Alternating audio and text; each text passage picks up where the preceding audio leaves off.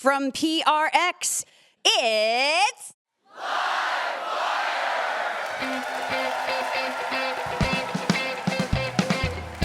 This week, writer Kelsey McKinney. I go to a bar often, and a man will say to me, like, oh, what do you do? And I say, I wrote this book about gossip. And he'll say, oh, I don't like gossip. And I'll say, that's crazy. Did you hear that Patrick Mahomes got traded? Author Omar El Akkad. This is a book to me about a deep uncertainty, about coming unmoored from a particular orientation and not knowing who the hell you are on the other side of that. With music from Kuinka and our fabulous house band. I'm your announcer, Elena Passarello, and now, the host of Livewire, Luke Burbank. We have got quite the show in store for you this week. A lot to get to, but of course we've got to kick things off the way that we always do. A little segment that we call The Best News We Heard All Week.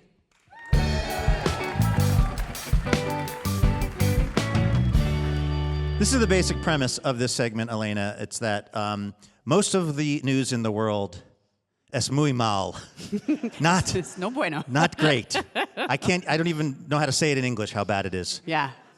And yet, surprisingly, every week there are at least two kind of good stories that happen. Yes. And we want to present them to you. Elena, what is the best news you heard all week? So this is best news for me and where I'm at emotionally. Okay. And so when I read this story, I was like, this is the one for me.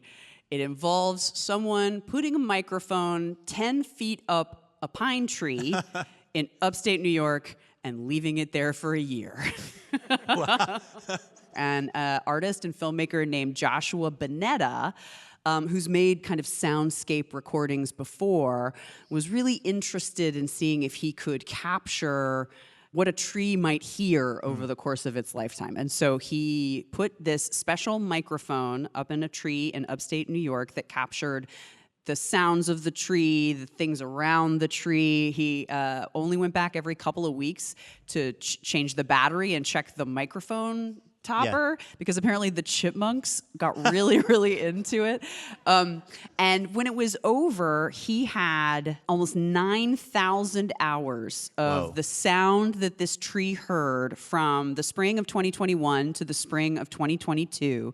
And he made a 4-hour-long album. Oh, yes. It's kind of like Vivaldi's Four Seasons. So each one is a season, and each one is about an hour long. And I have been listening to this album on repeat all week. I think Eben has it queued up so you can hear what it sounds like. Okay.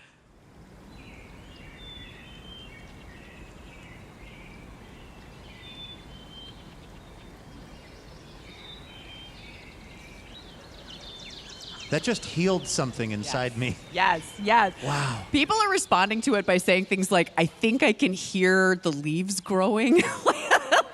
Like it's really having this kind of evocative effect on the people who are listening to it. And you can listen to it too. It's on Bandcamp. But the thing that I think is so cool is that he then made this like other kind of art on top of it. So you'll hear a wind from July blowing through the leaves while a bird from September chirps. You know, Wow. So for me and where I'm at, that was great, great news. Just to have somebody slow down and pay attention and remind me that things are growing. It was like a balm this week. Yeah, absolutely. My best news also involves the great outdoors. Oh. But it involves a couple, a young, recently married couple. Their names are Josh Fishlock and Georgia Gardner. And they're Australian. Ooh. And they were going on a little camping holiday. They were going to this very kind of remote, kind of rugged island called Kangaroo Island. A little on the nose, Australians.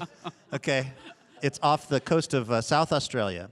This is back in 2023, okay? And they have brought their miniature dachshund puppy named Valerie, who is wearing a pink collar. Oh. Just to give you a sense of Valerie's world. And in fact, the quote from Georgia Gardner was, Valerie is, quote, not a very outside rough and tough dog. I've been there to Australia. That's how they talk, okay? Oh, okay. Yeah, it's true. So Valerie is a kind of a, passenger princess, you might say. Like, they've got Valerie there at the campsite, and they decide they want to go off on a beach walk. They don't want to bring Valerie. They have Valerie in a little, like, pen that, keeps her contained and safe. They come back from the beach walk, and Valerie has chewed her way out of the pen and is now On Kangaroo Island. Running loose on Kangaroo Island. No one can find her. They extend their trip by 5 days looking for Valerie and cannot find her and are just totally heartbroken because this is not a dog with survival skills of any kind. So they go back home. Finally, they just like call it off, and they're just like, "What a bummer." Oh my God. And This then is the worst, best news I've ever heard. and then about 500 days later, somebody sees a miniature dachshund in a pink collar running around in the wilds of Kangaroo Island. Valerie has been not only surviving but thriving apparently on the island. So they built a trap for her, which was like a pen, and in it they put her favorite dog food, they put some of her favorite dog toys, a piece of a T-shirt from her owners, and they just left it in the middle of this thing. They said that when Valerie started smelling the T-shirt, they could see that she was remembering who she was. I thought I was gonna like cry reading The Guardian today. So as of next week, Josh and Georgia are going to come back to the island, and old Valerie is going to get to go home. Yay! Yeah, right?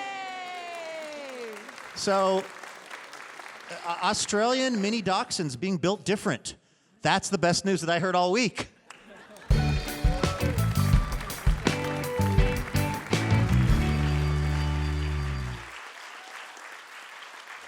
All right, our first guest is the co-creator of the hit podcast Normal Gossip, which basically shares gossip about people that you have never met and probably never will meet. She's also one of the owners of Defector.com, where she's also a features writer. Her reporting and essays have appeared in the New York Times and New York Magazine, among other places. And her latest book is You Didn't Hear This From Me, Mostly True Notes on Gossip. Please welcome Kelsey McKinney back to Livewire.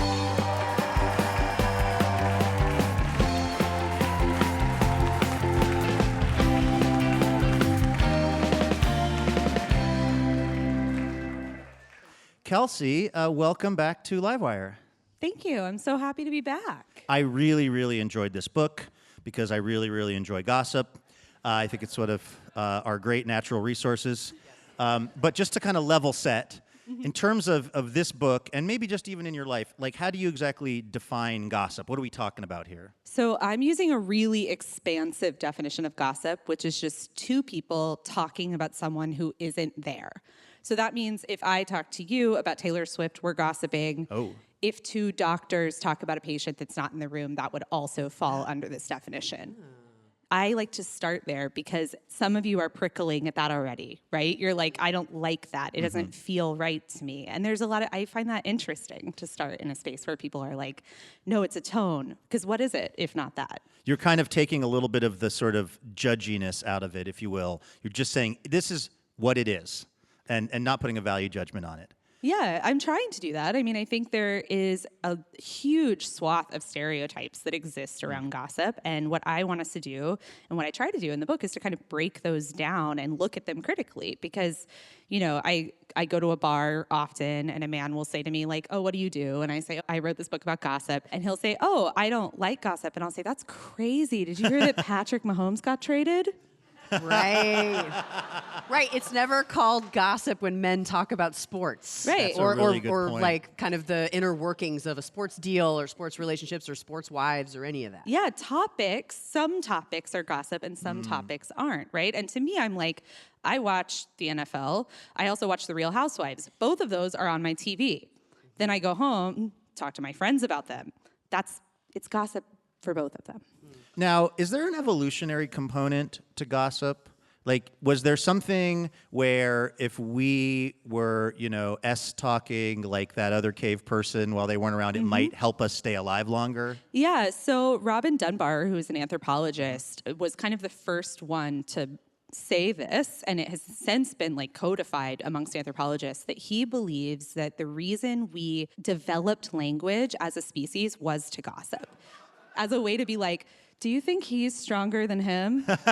Like, who should we send on the hunt, right? And that is actually gossip, and it is actually necessary for survival. And so you see us as a species evolve over time because we're able to adapt in that way and talk about people when they're not there. You start the book off kind of seeing if basically ChatGPT is good at gossip. Yeah. And what did you find out? I want to be clear that my stance is that I hate AI. That's the bias I'm coming from. Thank you. And Would you say that if AI was here? I mean, let's be honest, it is. Yeah, it's a Eek. Yeah, it's in all of our pockets. and so I wanted to see, could it gossip? So I go in there, I'm like, will you gossip with me? It's like, no, gossip is bad and you're bad. And I was like, okay, well, I've been researching this book for 3 years. Here are some reasons it's good. And then ChatGPT was like, oh, actually, you're right. And I was like, oh my God, thank you. And so then I was like, okay, well, if it won't gossip, does it understand what gossip is? So I asked it to tell me the story of Gilgamesh, an ancient tale. And it tells me Gilgamesh, normally it's like, here's what happens, right? These two guys are friends, they try to find immortality, blah, blah, blah. And then I'm like, cool, can you tell it to me like it's gossip? And it immediately is like, oh, honey, let me spill the ancient tea. And that tells you a lot, right? It's like, okay, so it's telling us that it's a tone. It's telling us that it's vocabulary. In the word tea, we have queer culture and black culture being used, right? So it's like the definition of gossip that our collective understanding inside ChatGPT right now has is that it's a very, very specific thing. You didn't hear this from us, but this is Livewire Radio from PRX. We're talking to Kelsey McKinney about her latest book. You didn't hear this from me, that being her. We got to take a very short break, but don't go anywhere. More Livewire in just a moment.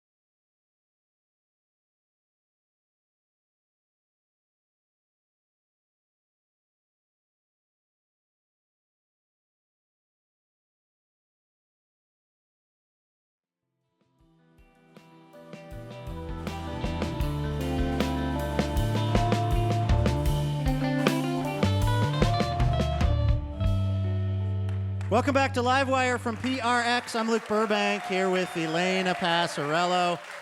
We're at the Alberta Rose Theater in Portland, Oregon this week talking to Kelsey McKinney about her book, You Didn't Hear This From Me, mostly true notes on gossip.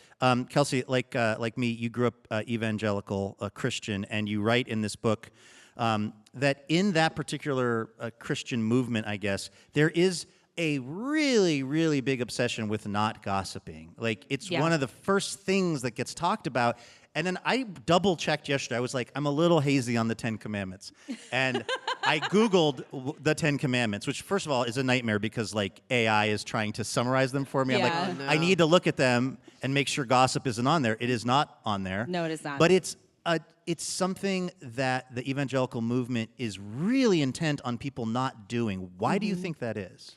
Yeah, so I think, first off, in the evangelical movement, gossip is like not a sin with scale, right? There are some things that you can do that are sins with scale. So like drinking, you can have 1 glass of wine and that's not a sin. If you have 8 glasses of wine, you're sinning, right? That's a scale.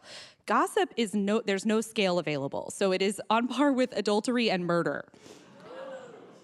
Which is crazy. Like, objectively, that's To wild. tell like a 9-year-old kid at Sunday school. Yeah, and so they tell you, right, this is this huge sin, it will ruin your life, and they're also telling you at the same time, right, everyone has a thorn in their side, this thing that will remind you of Christ all the time, and that's a sin that you'll do constantly, and they took one look at me and they were like, gossip. Were you gossiping a lot as a young evangelical Christian? Yes. So they were Yeah. actually not wrong that you were doing that. Maybe wrong about what the consequences of gossip are. Right. And I think now as an adult and someone who thinks about gossip constantly, I'm like, what is a prayer circle Oh my gosh. if not gossip? Was your mom on the prayer chain? Oh, yeah. My mom was on the prayer chain, which would be something would happen, something juicy would happen to someone. And typically women would pick up the phone and call the next woman to Yeah, pray to pray. over this, and then they would call someone else. Yeah. And it had never occurred to me till I read this book, Kelsey, that is so gossipy. Yeah. Well, it's not gossip, right? Because you're doing it out of a spirit of care. Interceding.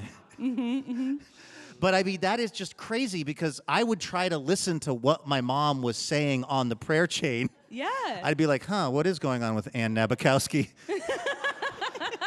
So it's enmeshed in that world, but it's somehow very sort of frowned upon. And again, I wondered if it didn't have to do with the idea that if people kind of all got on the same page in some way, they would start to really question the underpinning of this whole thing. Yeah, I think it's partly that. I also think, I wrote a novel, and the novel is about an evangelical pastor who has an affair.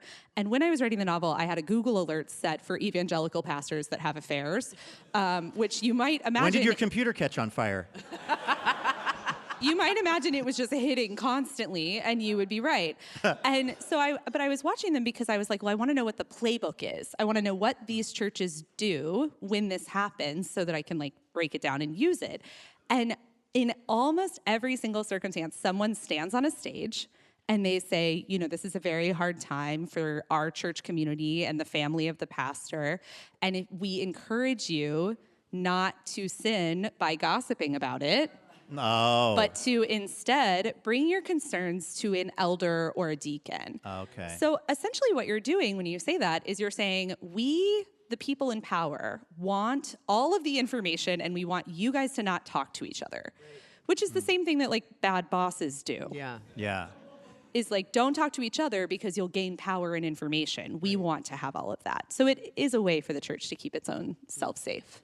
Well, I mean, one of the things you talk about in the book is gossip as at least an attempt at a form of accountability.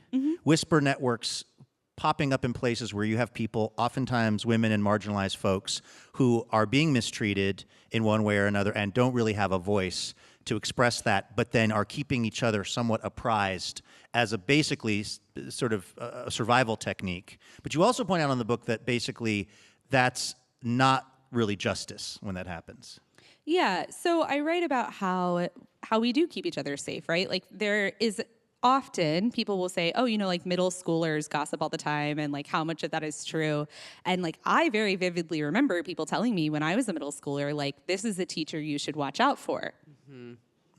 That's gossip. And it was certainly true because why else would I have been hearing it if it wasn't, right? And so there is this kind of underpinning that is oh, this is important. This is a thing you can use to keep each other safe. We saw this with the Me Too movement constantly. And so I find that really interesting. It also, the problem then, though, is it keeps some people safe, but there's no justice for the person doing the oppressing, right? So it is a system of safety and not a system of justice. We're talking to Kelsey McKinney about her new book, You Didn't Hear This From Me, mostly true notes on gossip. You spend a lot of time in the book actually talking about the idea of anonymity. Because, the title of the book is kind of premised on this idea that we gossip and we trade information, but we go you didn't hear that from me, or I don't want my name attached to this. Yeah. And you sort of write about why that's important in storytelling and sort of raising the stakes, talk about the show Gossip Girl. But I'm wondering, is there any danger or is there any responsibility of somebody who's gossiping anonymously and posting to sort of stand behind what they're saying? Yeah. I mean, this is the joke, right? The book is called You Didn't Hear This From Me, and you're clearly hearing it from me. It's my name on the book. And I did that because I'm just now getting that. I know. I did that because I wanted to make this commentary on anonymity that I think is really interesting, which is that we see all over the place people gossiping with public platforms, right? I'm thinking specifically about Dumois is a great example of this. Can you explain who Dumois is? Sure, yeah. Dumois is an internet celebrity gossip account on Instagram.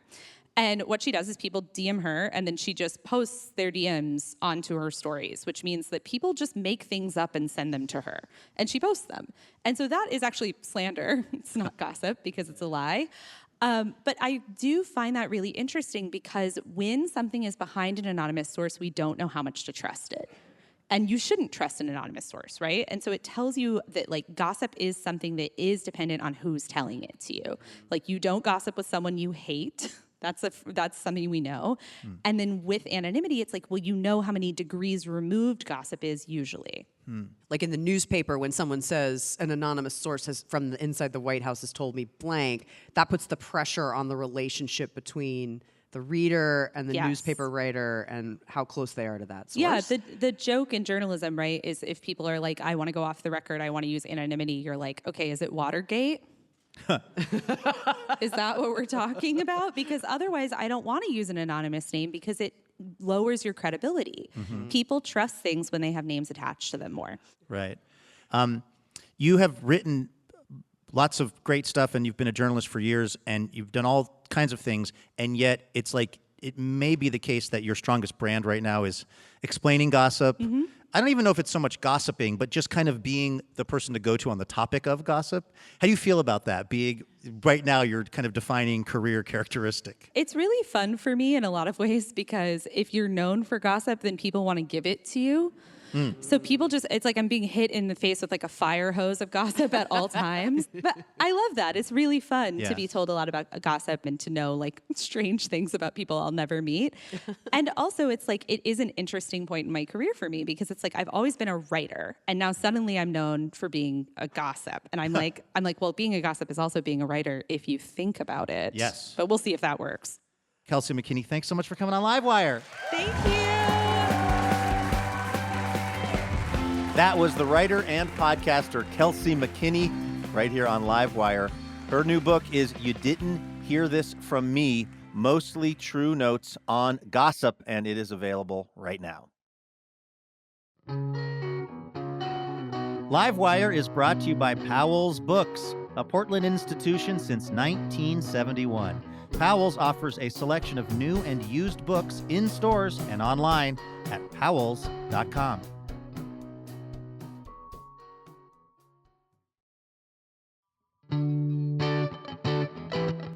You're listening to Livewire. I'm Luke Burbank. Right over there is my friend Elena Passarello. Of course, each week we like to ask the Livewire audience a question. This week, we were inspired by Kelsey McKinney's love of gossip and her new book, You Didn't Hear This From Me. Elena, in that spirit, what did we ask the audience? We asked them to tell us some gossip that maybe only you care about. I feel like I'm carrying around so much of this kind of gossip. I do love innocuous and also kind of like deeply personalized gossip.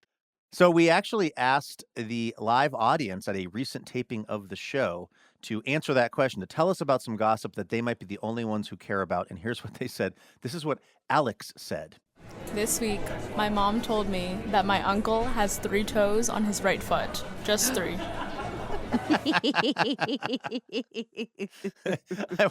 Like, what were the circumstances under which Alex's mother needed to divulge that? Is it like 3 toes remaining or Great question. like always 3 toes? I'm telling you, Elena, if I lost 3 toes in some sort of incident, it would be how I was starting every conversation. Yeah. There would be no confusion about the origins of my toe loss because, like, that's quite the story. So I'm going to guess maybe this was a pre-existing condition. Okay. All right. Here is another Livewire audience member who wanted to share some gossip with us that maybe only they care about. This is Andrea. Back in high school, we would vote for the homecoming court, and there were screenshots going around that some girl voted multiple times with the same account to bump herself up and be on the homecoming court. Whoa, caught in the crossfire. Seriously. Sounds like there was some dirty dealing in that school election. Did you run for office of any kind or any kind of a special position when you were in school? No, but I was voted, basically like a class clown. Most likely to co-host a public radio variety show. That's right. What about you? I ran for class president, Of course you and did. then I lost. And then the next year I ran for class vice president. I figured I should manage my expectations, and I also lost. Oh no! I was not as popular with the student body as I thought I was, apparently. All right. This one is anonymous. So Ooh. you know it's probably going to be good. I have not previewed this, Elena. So this is a person who is sharing some gossip that maybe only they care about, but they wanted to stay anonymous. A former youth pastor became an assistant principal, and then a child was struggling, and he thought that the best way to handle that was to bring that student into his office and sing Ed Sheeran songs to them on the guitar, and then he never showed up again to school. Wait, the child or the teacher? That's a good question. Or Is Ed that like, Sheeran? if it was the teacher, was it like an act of quitting? Like, here's how you don't get asked back to your job. What's the opposite of quiet quitting? It's singing Ed Sheeran to Sheeran a quitting. student. That is, listen, I went to a very, very conservative evangelical school, and of the many things that they did to us as punishment, I would have taken Ed Sheeran in a hot minute. That was so much better than what was going on there at that school. Anyway, thank you so much to those brave Livewire attendees. Our next guest is an author and journalist whose debut novel, American War, was named by the BBC as one of the 100 novels that shaped our world. His latest work relates back to a tweet that he posted in 2023 talking about the bombardment of Gaza. And now it's the name of his new book. The book is One Day, Everyone Will Have Always Been Against This. It's been described as a heartsick breakup letter to the West, and it's received critical acclaim from a bunch of places and really kind of expanded my mind on this topic of Gaza that I thought I had already thought about pretty deeply. Omar El Akkad joined us at the Patricia Research Center for the Arts in Beaverton, Oregon to talk about it. Take a listen.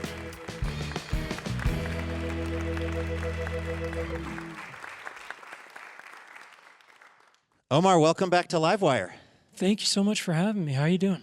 I'm doing really well. I feel like I knew about this book even before I had a chance to read it for the show because I was hearing so many people talking about it, and it's just really made an impression on the conversation around particularly Gaza, which is a topic that's been written about so much. I'm wondering if some part of you felt any kind of intimidation or pressure to take on this very serious and very, again, frequently written about subject. Yeah, every part of me. You know, I was more nervous the first time I came on this show because I felt like maybe you didn't know like how depressing my books are, and you invited me by accident. But this second time, it's all on you now, right? Like, Right.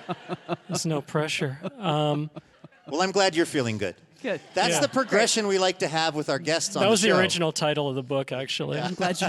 I'm glad you're feeling good. Yes. Well, this tweet that you wrote, I mean, you basically said this statement that's now the title of the book. When you wrote that on Twitter, did you have any sense, oh, this is something that's going to be viewed 10 million times and is going to really propel you in a direction? No, I didn't at all, and I don't know why it gained traction. I mean, I'm not a particularly smart person. I work in pattern recognition most of the time, and I was thinking of these patterns of how you can't really find too many people who will outwardly tell you that they were always for South African apartheid or they were always for segregation. And I was thinking in those terms. But independent of that, my editor was in town for the Portland Book Festival, and we went out to dinner, and I was raving and ranting about not really knowing what my place is in this part of the world is anymore. And at one point, I think he just got so sick of hearing me talk about this, he was like, you should be writing about this. And so I was writing it independent under a different title. And it was only after the draft was completed that another editor suggested that I repurpose that for the tweet for the title. So now I'm on this sort of inadvertent public relations tour trying to convince people that I didn't just take a tweet and stretch it out to 250 pages. Oh, right. I promise you that is not what happened. Let's talk a little bit about your personal background. You were born in Egypt, and then you lived in Qatar for growing up about a decade, and then eventually came to Canada and now the U.S. You write in the book about kind of the way you thought of the West when you were a kid living in Qatar. How did you think of the West in those days?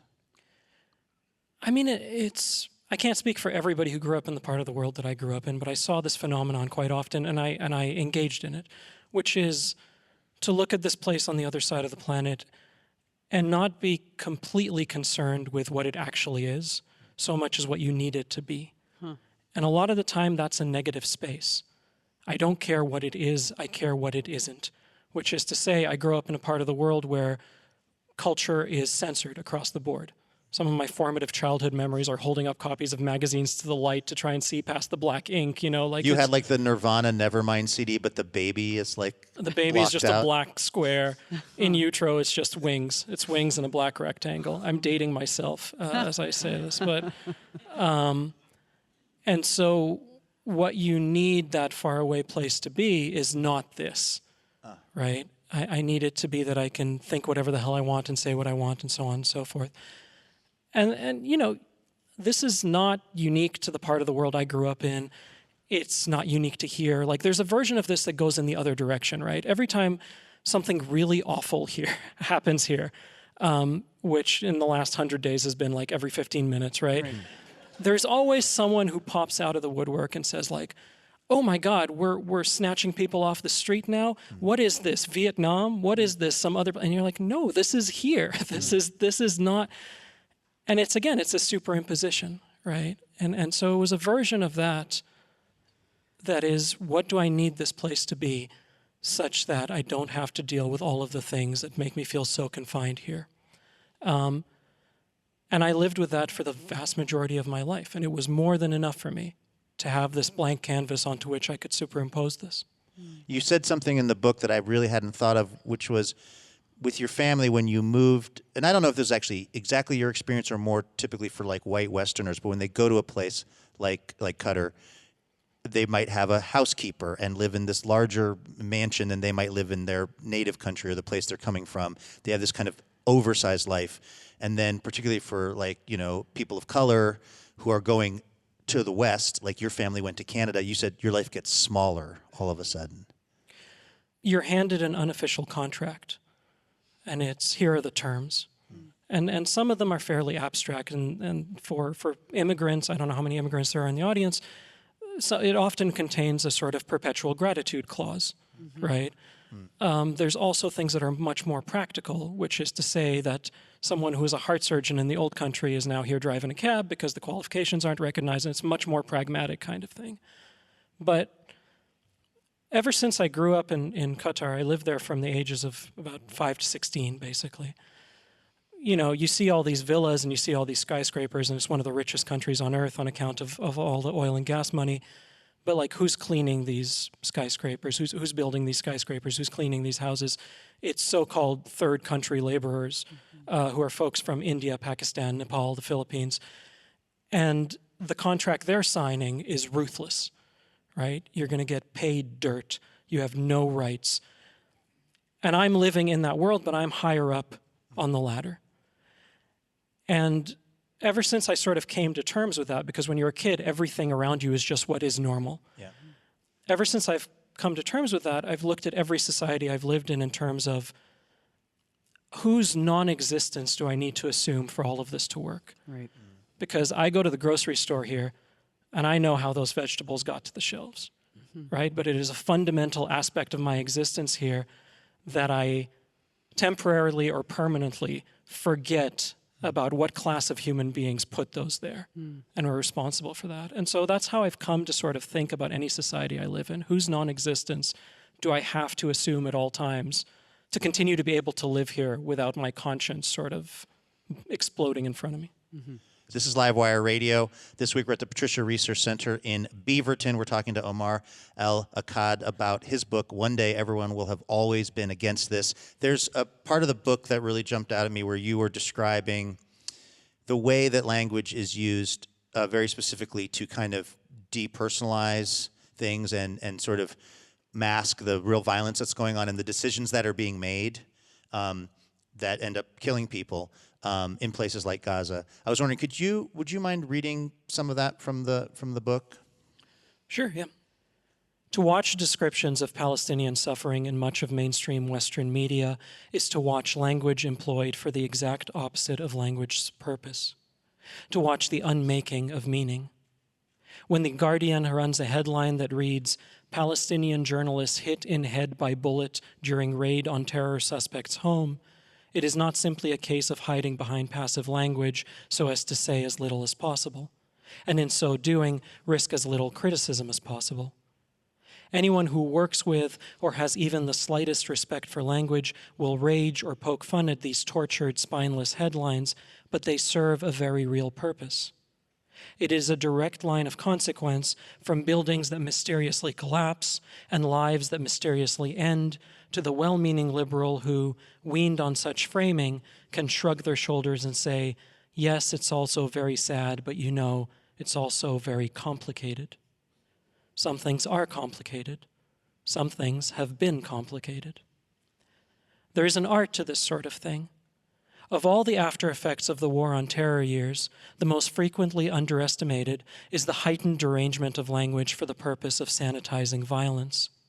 It's a phenomenon that's by no means unique to that one moment in American history, but anyone who lived through the NATO invasion of Afghanistan and the decimation of Iraq will be familiar with the hallmark uses of this shadow vocabulary.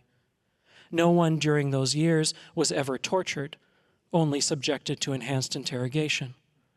When a soldier pulling at a joystick thousands of miles away mistook a wedding party for a terror cell and set a missile-wielding drone to incinerate the lot, nobody was killed. There was only some collateral damage, a term first coined to describe the killing in Vietnam. No prisoners who require a prison sentence, only detainees who can be held forever without charge. And when those detainees, after years of confinement to cells not much bigger than broom closets, went on hunger strikes, they were engaged in asymmetric warfare against their captors. It is easy enough to focus on the words, the phrases, their plain malicious absurdity. But alone, words can only obscure so much. It is evident now in this latest round of mass killing that the machinery of state violence benefits just as greatly from the dehumanizing power of what is assumed as much as it does from what is said. The Bush and Obama era practice of labeling just about any man killed by the U.S. military as a terrorist until proven otherwise is one of the most pernicious policies to come of the post-9/11 years, and for good reason. It doubly defiles the dead, first killing, then imposing upon them a designation they are no longer around to refute. It also renders them untouchable in polite society. Should a drone vaporize some nameless soul on the other side of the planet, who among us wants to make a fuss?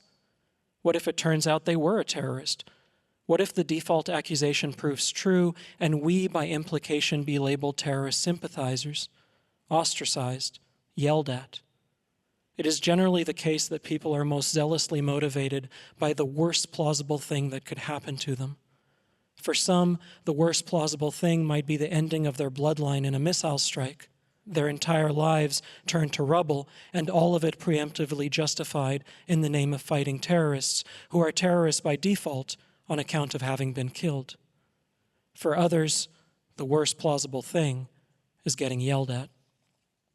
That's Omar El Akkad reading from his new book here on Livewire.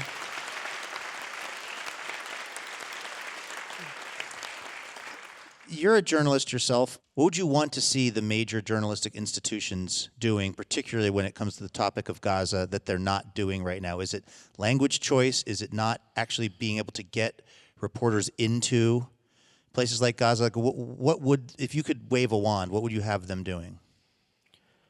I would have everyone in the industry think at all times about the gap between the story as it would be written in a vacuum minus external pressures. Mm-hmm. And by external pressures, I mean the risk of advertisers pulling their ads, the risk of a company no longer giving you access to the CEO because they don't like the story you've written about the company, the risk of the editor-in-chief not liking something you've written and your career being sidelined, all of these external pressures.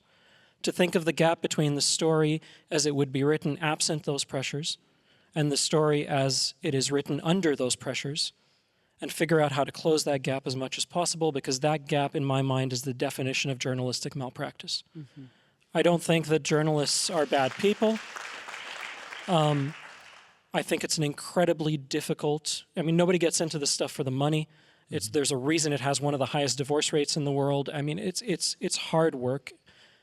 But I think anytime you allow that gap to exist, you are undermining what this profession is fundamentally supposed to do. And that's not an easy thing. I don't expect some intern, 21-year-old to be like, well, screw all of you. I don't care about the ads. I'm writing it the way. I get it. I get that it's difficult. But the entire enterprise collapses if we don't do something about closing that gap. The entire faith in everything we call journalism goes out the window so long as that gap exists. It seems to be kind of the central premise of this book that both people on the political right and political left are in ways responsible for these atrocities that happen around the world, and particularly in this book, a place like Gaza.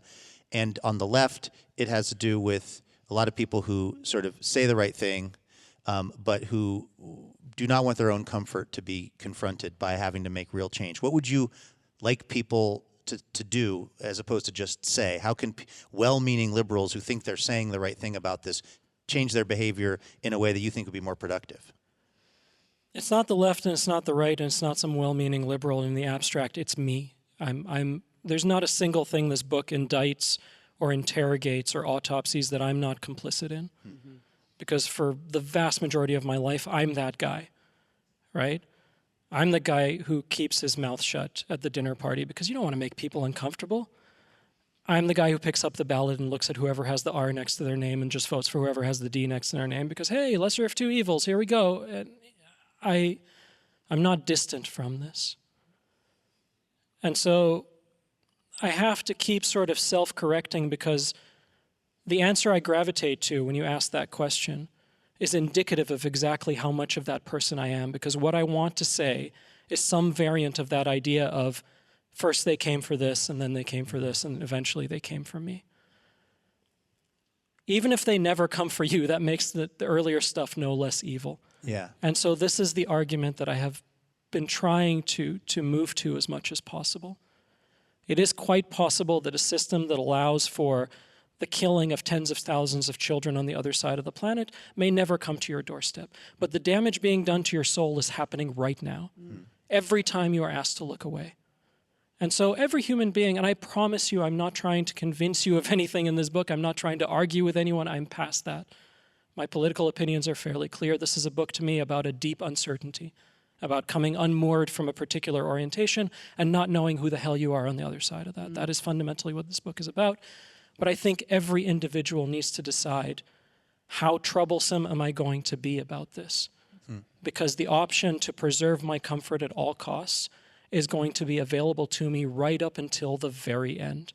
But this is the only thing I've been able to think about, let alone write about, for the last year and a half.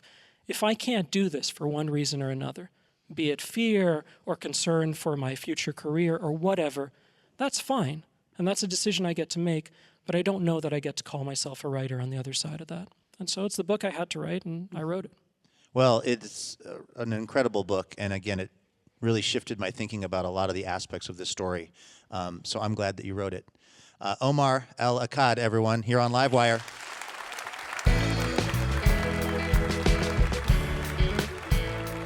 That was Omar El Akkad, recorded live at the Patricia Research Center for the Arts in Beaverton, Oregon. All right, we have to take a very quick break, but do not go anywhere. When we return, you're going to hear an extremely energetic, extremely upbeat number from my new favorite indie folk band. They're called Kuinka, and they're going to play us a tune in a moment here on Livewire.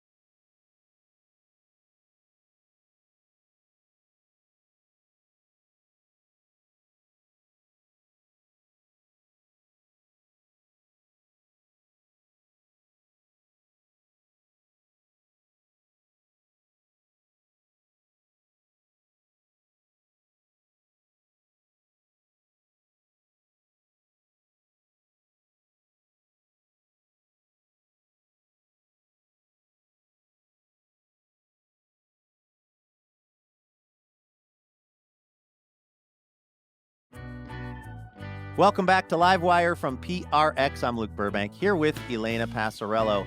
All right, this is one of my very favorite parts of the show. It's when we play a little game we call Station Location, Identification, Examination.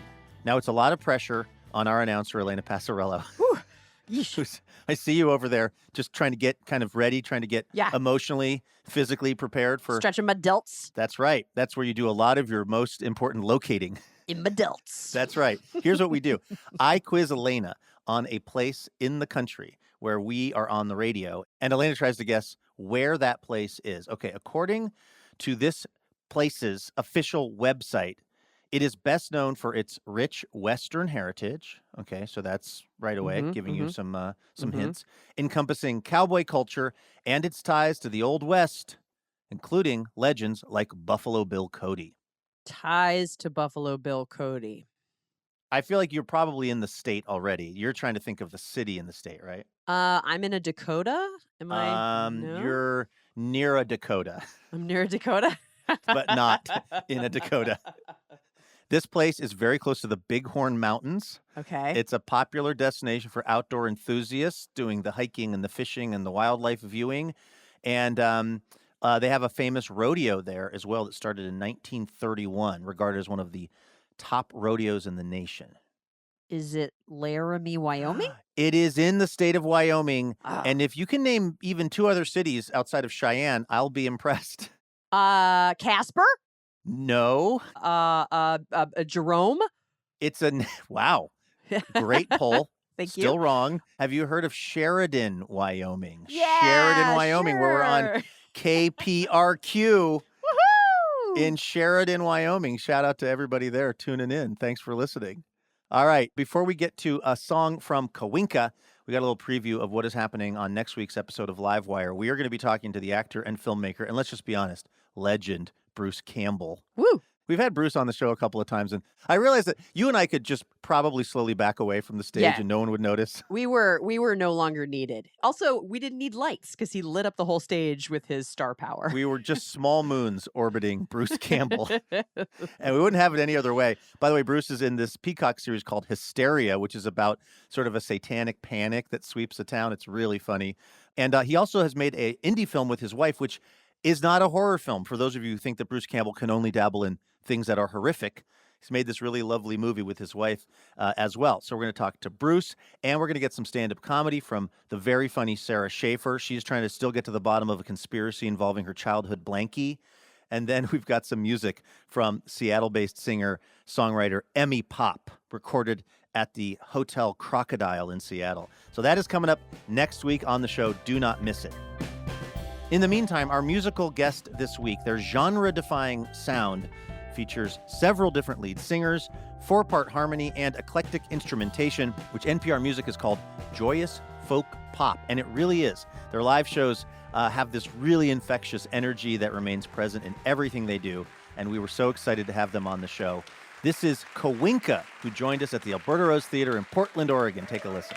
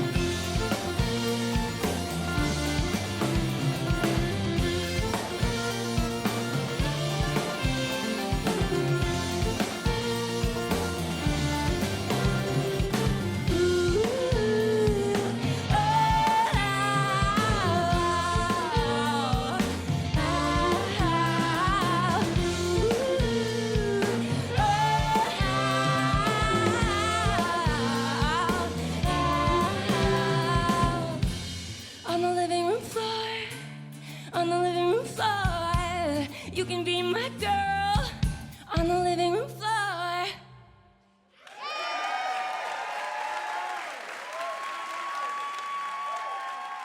That was Kuinka right here on Livewire performing their song, Living Room Floor. And that is going to do it for this week's episode of Livewire. A huge thanks to our guests, Kelsey McKinney, Omar El Akkad, and Kuinka. Laura Haddon is our executive producer. Heather D. Michelle is our executive director. And our producer and editor is Melanie Sevchenko. Our technical director is Eben Hoffer. Hazik bin Ahmad Farid is our assistant editor. And our house sound is by D. Neil Blake. Ashley Park is our production fellow. Valentine Keck is our operations manager. Andrea Castro-Martinez is our marketing associate. And Ezra Veenstra runs our front of house. Our house band is Sam Pinkerton, Ethan Fox-Tucker, Eyal Alves, Mike Gamble, Pony Dahmer, and A. Walker Spring, who also composes our music. This episode was mixed by Eben Hoffer and Hazik bin Ahmad Farid. Additional funding provided by the Oregon Arts Commission, a state agency funded by the state of Oregon and the National Endowment for the Arts. Livewire was created by Robin Tenenbaum and Kate Sokoloff. This week, we'd like to thank members Adria and Jeremy Kotka of Seattle, Washington. For more information about our show or how you can listen to our podcast, head on over to livewireradio.org. I'm Luke Burbank for Elena Passarello and the whole Livewire team. Thank you for listening, and we will see you next week.